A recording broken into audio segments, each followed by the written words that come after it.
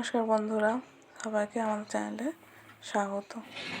আজকে special recipe কাতলা মাছের কালিয়া। শুরু করা যাক। সব থেকে প্রথমে আমরা মাছগুলি কেটে ধুয়ে নুন হলুদ মাখিয়ে রেখে দিয়েছি। এরপর আমরা নিয়েছি পেঁয়াজ কুচি, টমেটো কুচি, আদা বাটা ও রসুন বাটা এবং সর্ষে বাটা। এরপর আমরা নিয়েছি কড়াই তেল দিয়ে দিয়েছি। তেলটাকে আমরা ভালোভাবে গরম হতে দেবো। ভালোভাবে গরম না হলে মাছগুলি ভেঙে যায়, তাই তেলটি ভালোভাবে গরম হতে দেব। তেলটি ভালোভাবে গরম হয়ে গেলে আমরা এর মধ্যে মাছটা দিয়ে দিচ্ছি। মাছটিকে ভালোভাবে আমরা ভেজে নেব।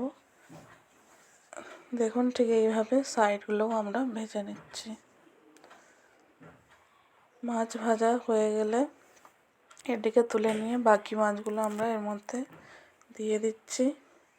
দিয়ে ভালোভাবে ভেজে তুলে নিচ্ছি। মাছ ভাজা তুলে নেওয়ার পর কড়াই আমরা দিয়ে দিচ্ছি 5 ফোড়ন, পেঁয়াজ কুচি এবং টমেটো কুচি দিয়ে ভালোভাবে নাড়িয়ে এর মধ্যে আমরা দিয়ে দিচ্ছি স্বাদ মতো লবণ, হলুদ গুঁড়ো এবং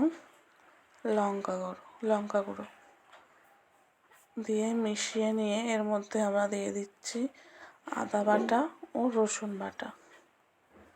আদা রসুন বাটা দিয়ে ভালোভাবে অল্প সামান্য পরিমাণ জল দিয়ে মশলাটিকে আমরা কষিয়ে নিচ্ছি। মশলাটাকে ভালোভাবে কষিয়ে নিতে হবে। দেখুন, আরও সামান্য পরিমাণ আমরা জল এতে দিয়ে দিচ্ছি। দিয়ে কিছুক্ষণের জন্য এটা আমরা ফুটতে রেখে দিচ্ছি।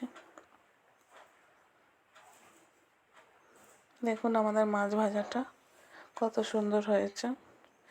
এরপর মশলাটি দেখুন প্রায় ফুটে গেছে।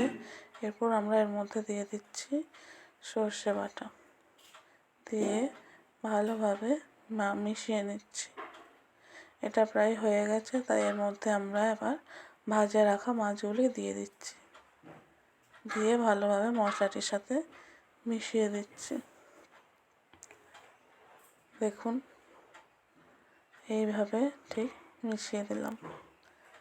এরপর আমরা আমাদের বাড়ির গাছ লাগানো ধনেপাতা তুলে আনছি এবং এই ধনেপাতা আমরা ভালোভাবে ধুয়ে নেব এবং তারপর মাছের কালিয়ে আমরা এটি কুচিয়ে নিয়ে দিয়ে দিচ্ছি। দেখুন ঠিক এইভাবে। এরপর ভালোভাবে এটিকে মিশিয়ে নিচ্ছি। নিয়ে কিছুক্ষণ রেখে নামিয়ে নিলেই রেডি আজকের আমাদের স্পেশাল রেসিপি কাতলা মাছের কালিয়া। দেখতেও সুন্দর এবং খেতেও সুন্দর। Thanks for watching.